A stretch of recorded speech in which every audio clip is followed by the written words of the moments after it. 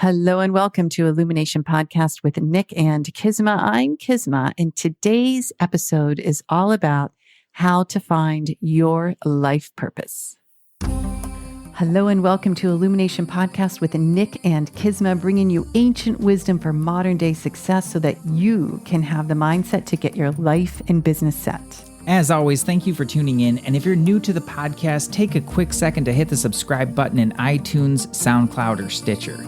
If you want to get the inside info for this and every episode, as well as some free gifts, go to illuminationacademy.net/podcasts. And now let's dive in to get your mindset for your life and business set.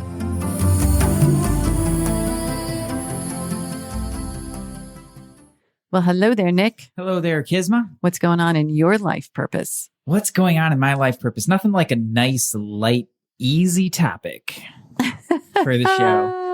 That's something small, something it's just manageable. a little tidbit of what's my life purpose. But we were chatting about this because we get this question a lot with people who show up either in our trainings or as clients or students. Like, I'm just not sure of my life purpose. It's actually kind of a big thing. And you hit a certain point in life and it's like, wait, like, what am I doing? Is this all there is? Yeah. Is there nothing else? And I think as our world is getting busier and busier and there's more electronics and there's more noise, we kind of lose that core essence of why the heck am I here? Yeah. And I think this is an important time of year, particularly to be thinking about it. If you're going back in the archives, it may be a different time of year, but right now, as we record this, it's in December. Mm-hmm. We're wrapping up 2018. Oh my gosh. And it's an important time to consider as you reflect on the year gone by, like, what did I do? And what did it mean? So is there a purpose to it? Is there an intention behind this? And are you staying true to that? Those are all really valuable questions to be asking. Not, I don't think from like the shameful point of view of like, what am I doing with my life? But more from the perspective. Usually doesn't work well. But more from the perspective of assessment. Yeah. Clear assessment. So I do think it's important. And this is another one that I feel like so many things, is something that you have to continue to say yes to. So it's not just a one time like, oh yeah, I got that, check it off the list. Right. It's something that is a conversation that really unfolds and something that we continue to opt in for in our everyday life. Right. Instead of checking out. Yeah. Instead of checking out of it, which is super easy to do. It's true. It's kind of like, it's who we're being. It's what we're thinking. It's what we're saying. It's the whole shebang of the human is really our life purpose. Mm-hmm. I like it. What's your life purpose? My life purpose is in a nutshell. Yeah. Then it's building a mystery school. Oh, Nick's building a mystery school. That's it. Mm-hmm. It's pretty true with Energy Mastery. It's a mystery school. It's a mystery school. It's what it really is. The modality, there's healing tools and techniques that are that are a part of that, that are really important. But ultimately, it's a mystery school. It's a place to connect with the highest mysteries of life and to not just connect with those in an esoteric way, but to truly embody that in your life. Your work is totally in line with that. Of course. You're not just about the esoteric teachings. I know that you geek out on those things, but it's really about embodying that in life. It is. What about really you? is. What's your purpose? Yeah, I like to say that life purpose might actually change. Well, let's just go the absolute. The life purpose is to realize the self. And that might be a lot of lives. It might be a lot of stepping back on the planet to realize the self. But I just look at we're here to realize the highest version of us. So with different experiences and lifetimes, I think we carry these different life purposes. And I do think they can change as well. Yeah, that's interesting. I think about it. It's interesting. I am actually thinking about it slightly differently these days in that the perfection of self is kind of a foregone conclusion. So that's just something that I do in everything that I do and pursue. Wait, are you saying you're perfect? No. That is not what I'm saying. Newsflash, everyone. Nick is perfect. Perfection. He is perfect.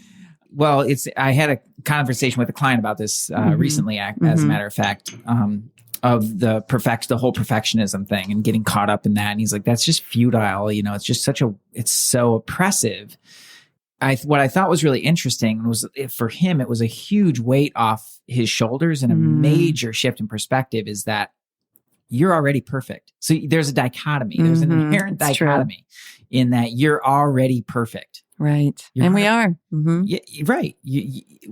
That's exactly what the ultimate life tool shows us. Right. Your innate perfection. Right. And that's one of the things I love about it is not looking for everything that's wrong with you. It's looking for all the beautiful and amazing things about you to really make the machine hum and make it work in your life.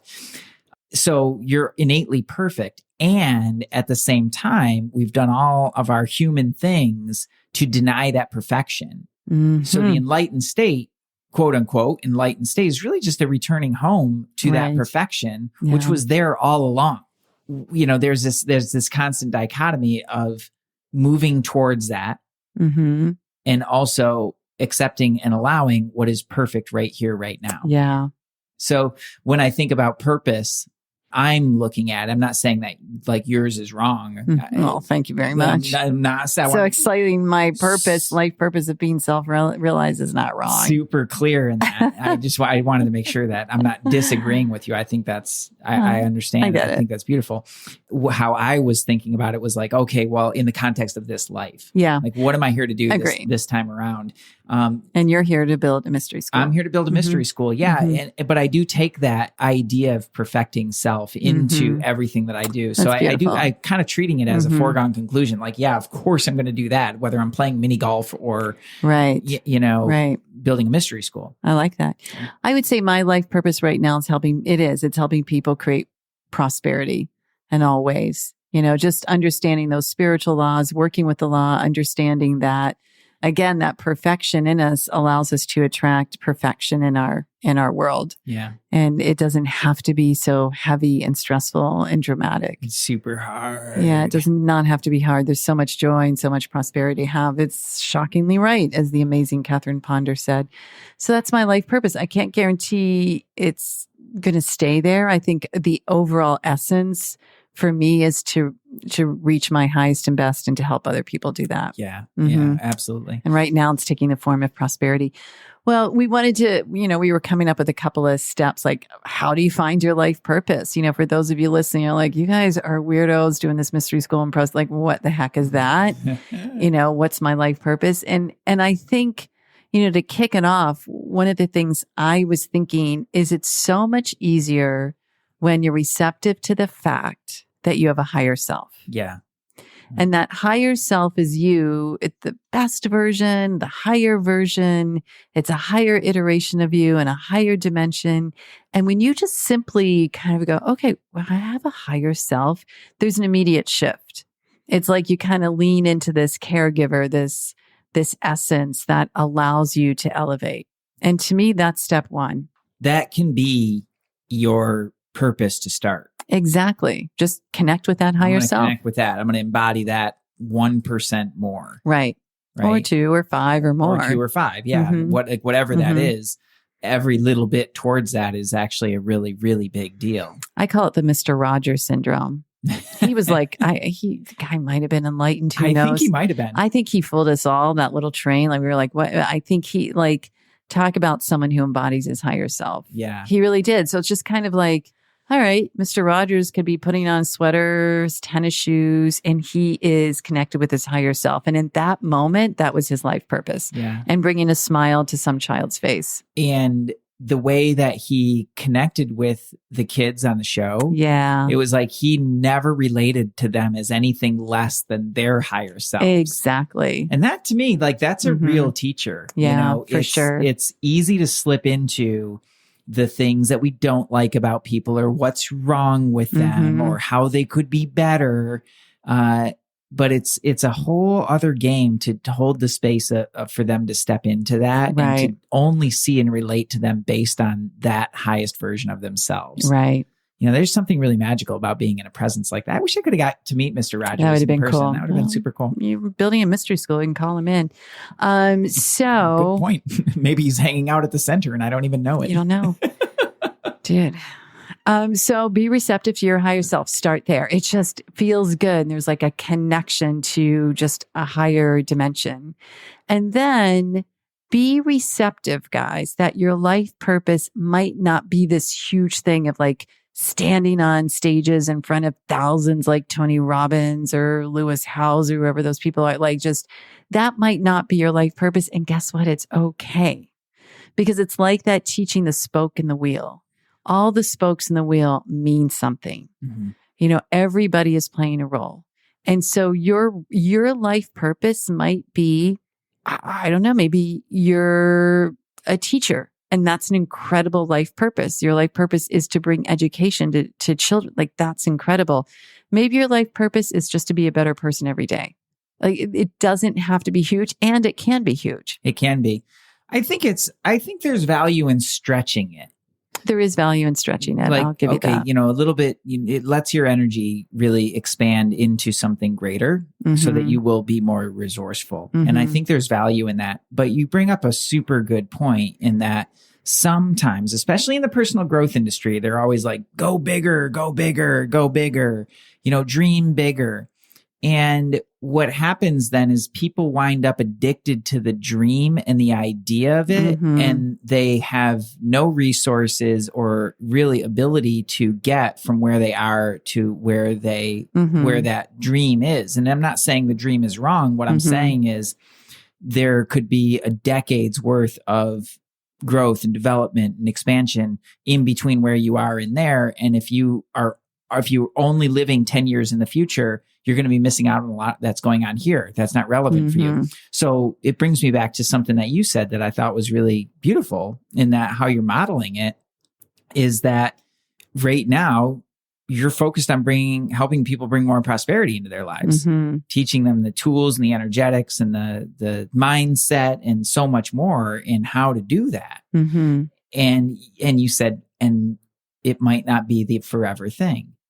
So you're stepping into what is really present for you right now, what's really relevant and really true, and allowing space for that to expand and grow.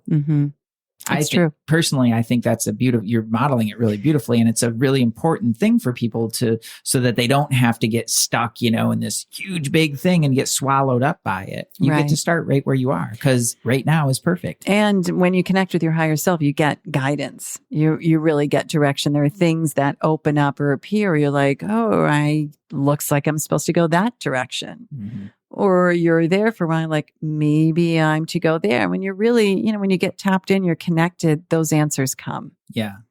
And that brings us to the point 3, which is stop fighting with yourself. Stop fighting with yourself. Because when we fight with ourselves and we resist, like, if you have something that's showing up, you're like, I really want to do this. I feel like calling to do this. Don't fight it. And don't resist it. Go find a way to do it. You don't have to, leave your family, your town, your job, all of that. There is a way to start. I must have been in my 20s. And I lived in Ferndale, super fun little town in Michigan. Really cool town. I loved living there. We were hanging out at night. What was cool about it is that it was close enough, which is kind of in Michigan, in many of the suburbs. You can't just usually walk anywhere. Right. Where we lived, we could walk into town. We could have a really good time. So we're hanging around town. I'm fairly intoxicated at the time. And I'm hanging out with some friends. Way to go, higher self. Right. But all these things. Oh, but wait, something came through me where I was like, I want to be a minister. Like, I want to do you got the calling. Something, like I was like, I don't know, like the spirit, expressing through me or whatever. Like it took me over and I was like, I'm going to do this. Right.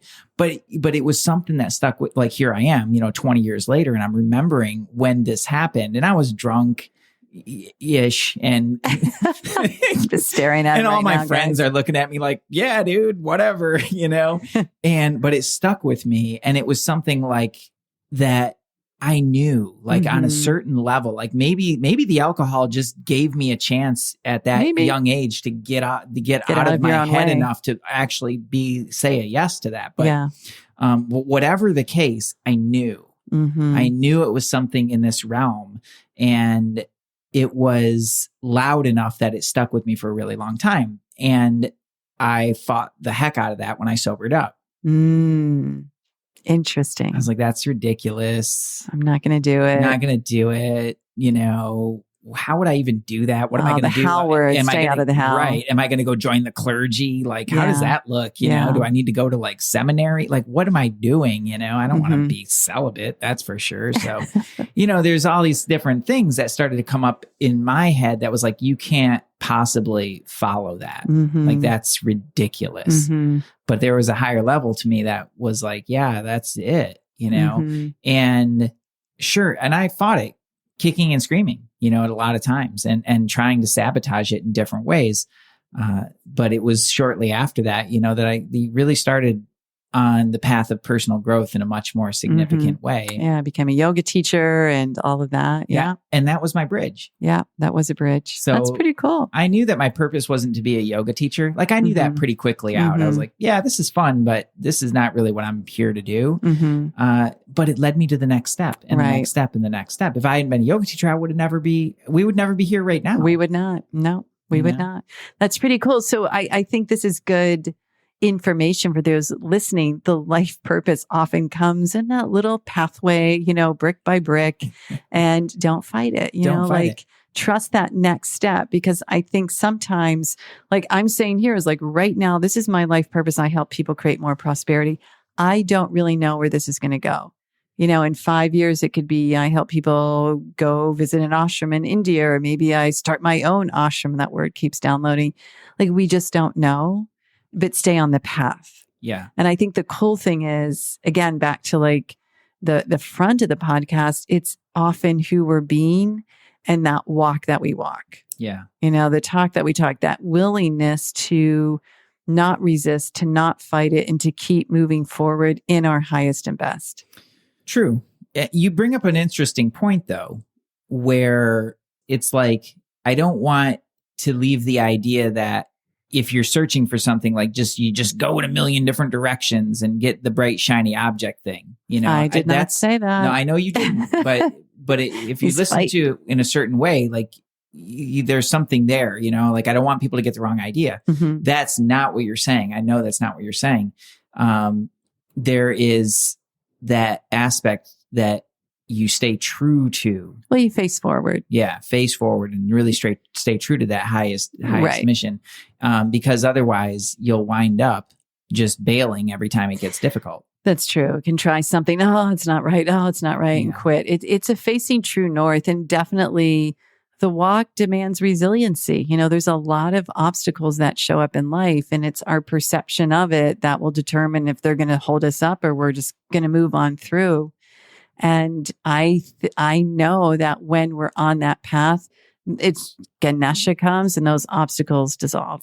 Well, maybe this is something that you could talk about then, the difference between like having the feeling and having the knowing that, you know, this is my next step. Because the feelings that come up around those next steps are often not always the most pleasant things.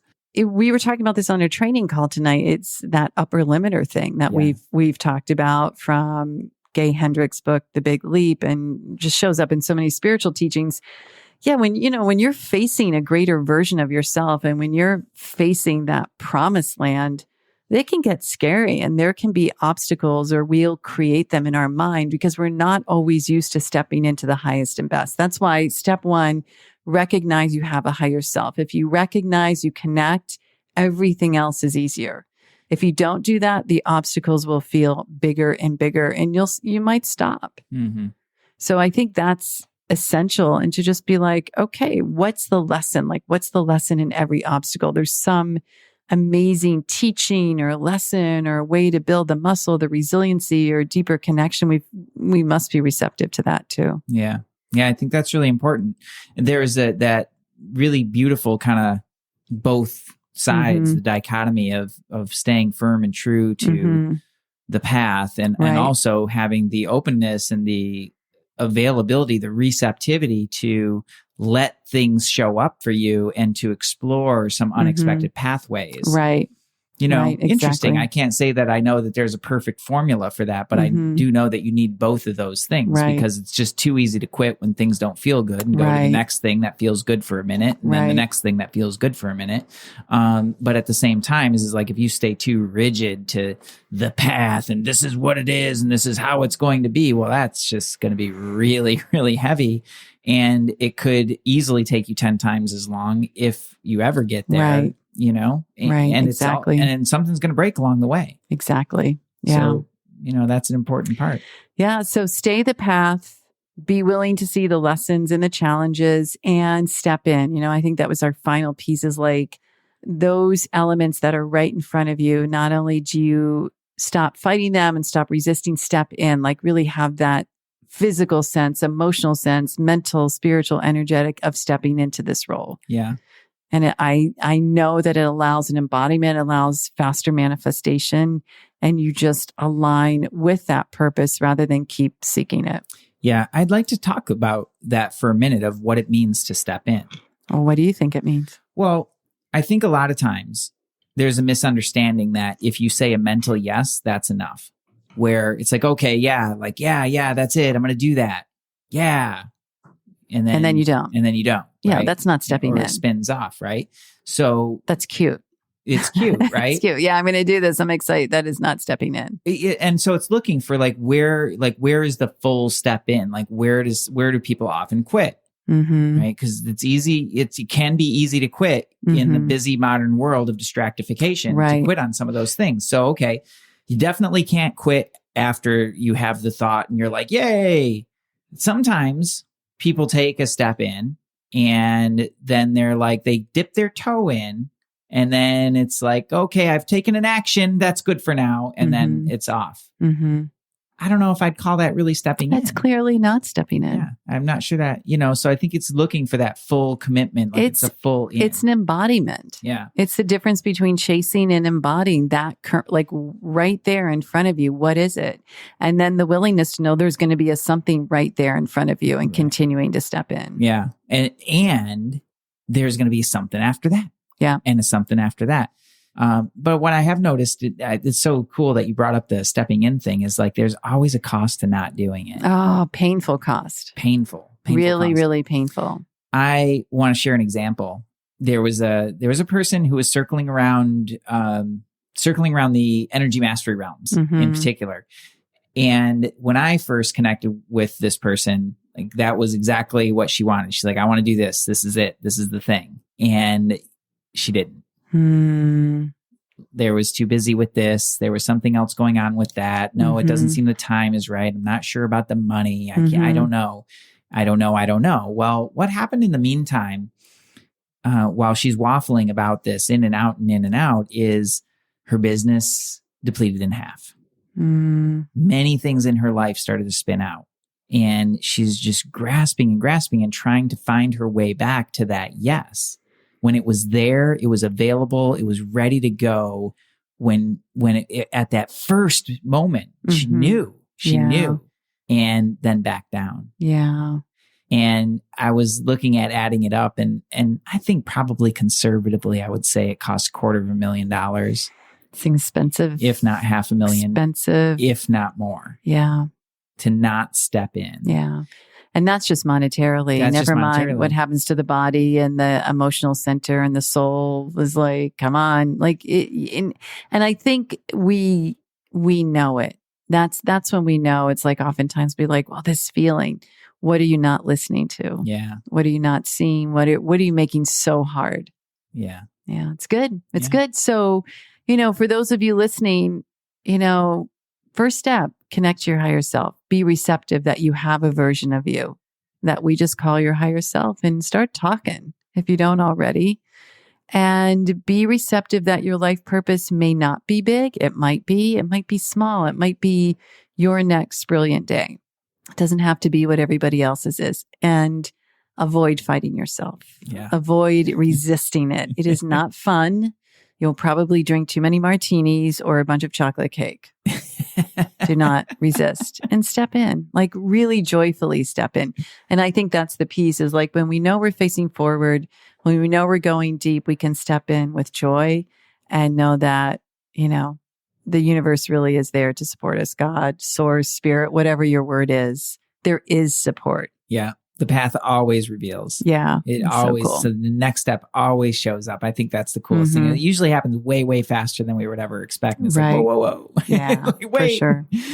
As that starts to unfold. I just think it's awesome. I feel like this is one of the most important conversations, an important piece of what we both do, because, just think about your life and what it is to really have a true purpose and intention behind everything that you do. It makes it so much nicer. It does in so many ways. For sure. And you get to help people. Yeah, you get to make an impact in the world. I haven't talked to too many people that don't want to do that. Right.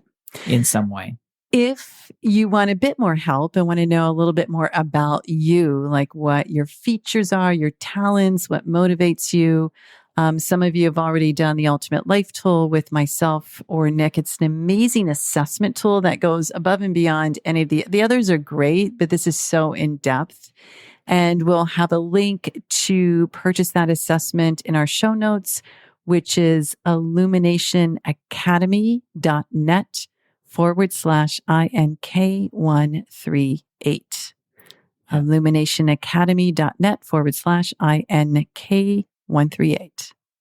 That's where you'll find it. I love the Ultimate Life Tool. It's really great. It basically, it puts it in context of your life. So maybe you've been having some thoughts. Maybe you already know. You already know the thing. Maybe you're not fully owning it, but it's back there and you haven't come out. You haven't come out of the closet with your thing, with your life purpose or whatever that is.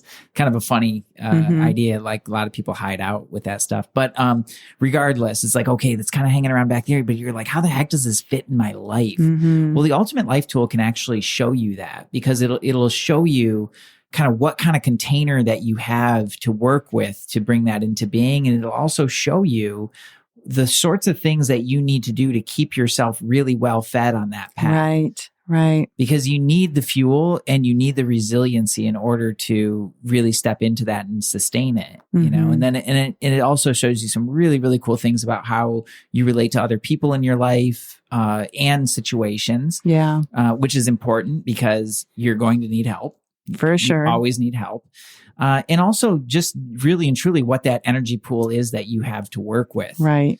So that you know how to manage it in the most efficient and effective way possible. I love it. I mean, all of that. And there's really a lot more to it than that even. So it's a super amazing tool. And if you're curious about, what your life purpose is, or maybe what it is and you're getting ready to step into it, this is the roadmap. Yeah. So it's like your owner's manual to say, here you go.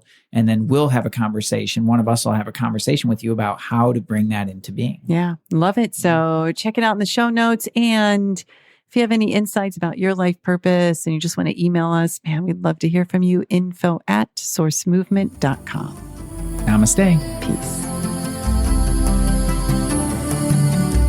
Hey, thanks for jamming with us today. And if you enjoy Illumination Podcast, please go ahead and share it with someone you love. Give us a rating, review, download our podcast.